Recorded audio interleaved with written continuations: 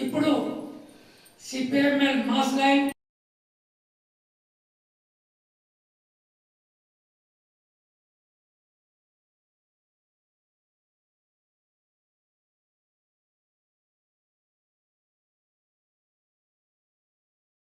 ఆలోచన కానీ ఇంకా తనకు వచ్చిన ఆలోచన నాకు ఆలోచన ఇద్దరం చర్చించుకుని భాగం పంచుకునేవాళ్ళం. సమావేశాల్లో సైతం మేమిద్దరం అన్న రాత్రి చనిపోతాడు కలిసి అన్న ఇంట్లో మేమిద్దరం భోంచేయాలి. నేను ఆర్కే జరుగుతుందని చెప్పింది కదా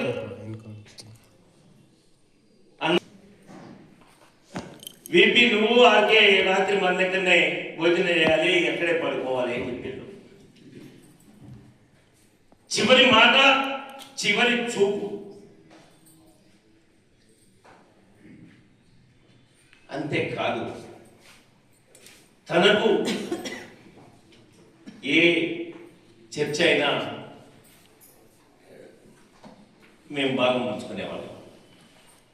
ఎందుకంటే అన్న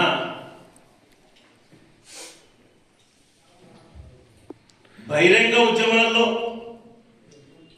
చట్టబద్ధ ఉద్యమాల్లో, చట్టాలను ఉల్లంఘిస్తూ జరిగే ఉద్యమాల్లో పార్టీ ఏ బాధ్యత ఇచ్చినా ఇది ప్రాణానికి రిస్క్ ఉంటుంది, ఈ పని చేస్తే ఇంటికి వచ్చే వరకు కూడా నమ్మకం ఉండదు అనే లాంటి రిస్క్. ఒక చిన్న మాట చెప్తా, నేను ఆయుధాల్ని సేకరించుకోవడం కోసం ఒక రాష్ట్రానికి వెళ్ళాలి, భాష రాదు, పార్టీలో ఇంకోటి నిందించలే, నేను వెళ్తారా అని అంటే నేను సిద్ధము అని చెప్పేసి పోయాడు. తెచ్చిండు. మరికొకసారి ఆ ఆయుధాలు తేవడానికి పోతే ఎన్కౌంటర్లో కాల్ చేశారు కామ్రేడ్స్ని, ఖమ్మం ఇల్లు కామ్రేడ్స్ని. ఆ శవాలను తీసుకురావడానికి అన్న తెగించి వెళ్ళాడు. అంటే తనకు ఒకటే ఉంది, ఈ దేశంలో నా కుటుంబం భాగం, దేశం బాగుపడితే నా కుటుంబం బాగుపడుతుంది, నా కుటుంబం కూడా అందరితో సమానంగా ఉంటుంది అని నమ్మిన అన్న. అంతేకాదు పార్టీలో దళాల్లో పిల్లల్ని అంటే సాగలేరు, తన తాత దగ్గరనో అమ్మమ్మ దగ్గరనో నాన్నమ్మ దగ్గరనో ఉంటే పోలీసు నిర్బంధం పెరుగుతుంది అని గుర్తు తెలియని వాళ్లకు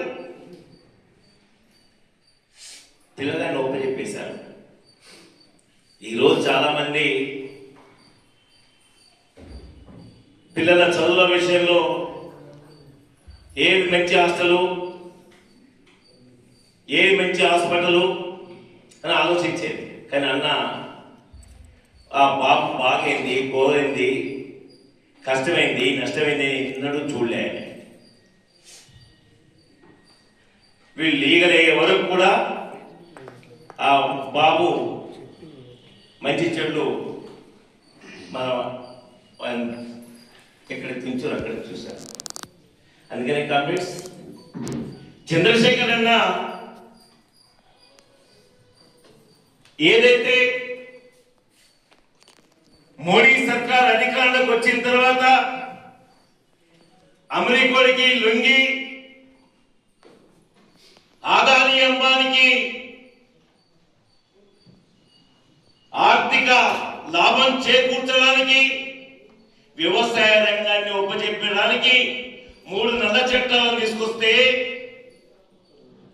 ఆ 3 నల్ల చట్టాలు వ్యవసాయ రంగాన్ని మింగేస్తుంది, కార్పొరేట్ శక్తులకు దోచిపెడుతుంది. ఈ నల్ల చట్టాలని రద్దు చేయాలి అని చెప్పేసి 200 సంఘాలతో ఏర్పడిన సంయుక్త కిసాన్ మోర్చా దక్షిణ రాష్ట్రాలన్నీ పర్యటనలో బస్సు యాత్రలో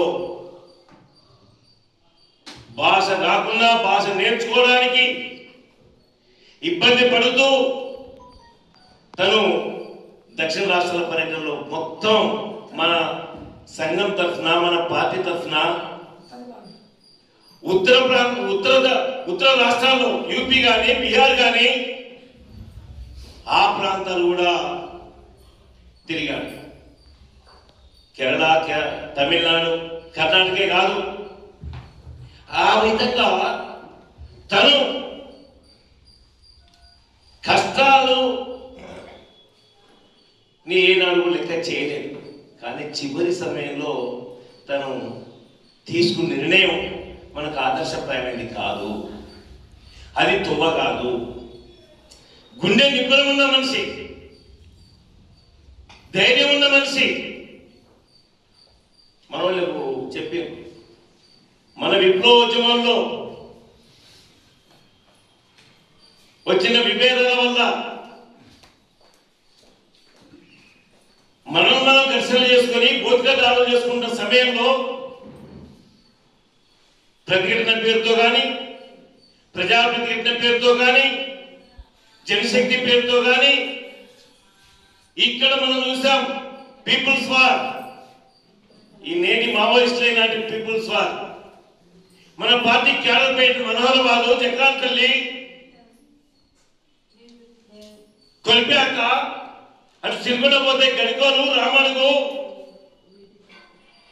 నిజామాబాద్ పోతే సీతాపల్లి, సిరిపూరు, నేలకల్లు క్యాడర్ పైన నాటి పీపుల్స్ వారు దాడులు చేస్తే ఎదుర్కొన్నాం.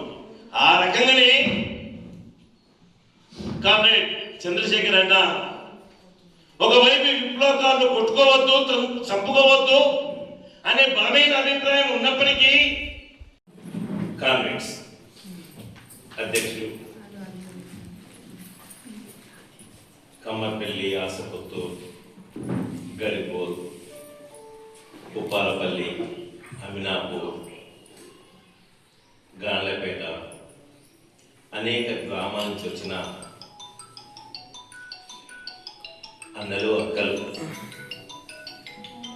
అందరికీ పార్టీ తరఫున ఉద్యమ అభినందనలు తెలియజేస్తా ఉన్నా.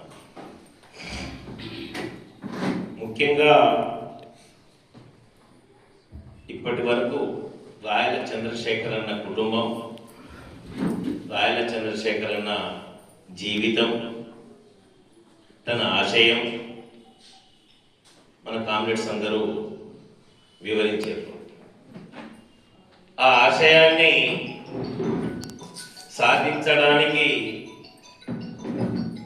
మనం ఏం చేద్దాం, ఏం చేయాలి, అసలు ఆశయం ఏంటి అనేది కూడా మనం ఆలోచించాలి కామ్రేడ్స్. ముఖ్యంగా ఈ రోజుల్లో మన పిల్లల్ని ఏ డాక్టర్ చేద్దామా, కలెక్టర్ చేద్దామా, సాఫ్ట్వేర్ ఇంజనీర్ చేసి అమెరికాకు, ఏ ఆస్ట్రేలియాకో పంపిద్దామా అని ఆలోచిస్తున్న ఈ రోజు అన్న చంద్రశేఖర్ అన్న కానీ, రవణ కానీ చదువుకున్న రోజుల్లో ఆనాటి యువత కూడా ఈ దేశానికి ఏం చేస్తే నాకేం వస్తుంది, నేను ఏ సర్కారు కొలువు చేసి సుఖ జీవితాన్ని అనుభవించాలి అని ఆలోచిస్తున్న ఆ రోజుల్లో కూడా మరి రవణ డిగ్రీ కాగానే నక్సల్బరీ ఉద్యమ స్ఫూర్తితోని అసలు నక్సల్బరీ ఉద్యమం ఏం చెప్పింది, ఆ నక్సల్బరీ ఉద్యమం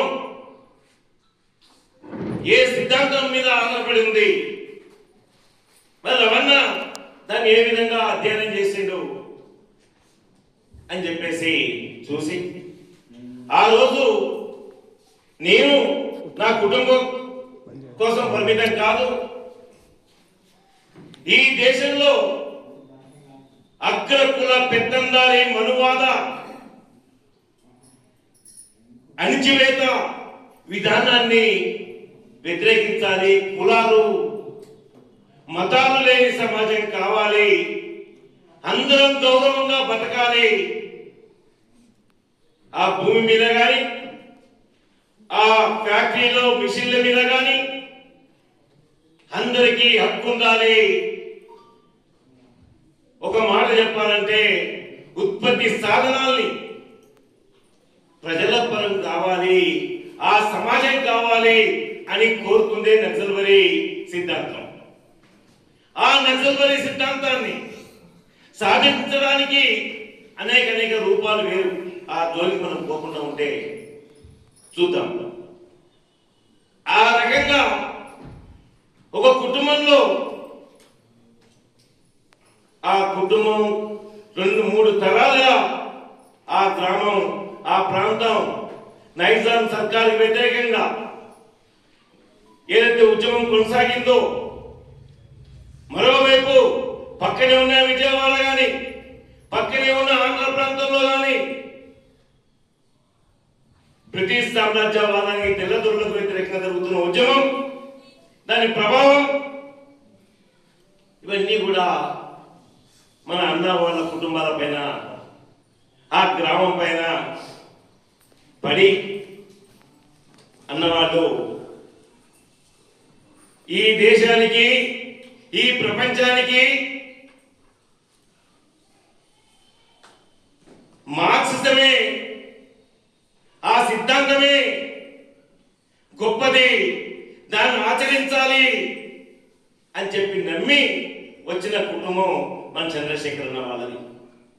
ఇకపోతే చంద్రశేఖర్ అన్న చాలా నాకు మేమిద్దరం 1980 నుంచి ఆత్మరక్షణ ఆయుధం కోసం వెళ్ళి ఆత్మరక్షణ ఆయుధాన్ని తన నుంచి తీసుకున్న మొదటి నుంచి ఆ రోజు నుంచి నాకు అన్నతో బాగా దగ్గర పరిచయం. మీరు నమ్ముతారో నమ్మరో కానీ మా ఆర్కే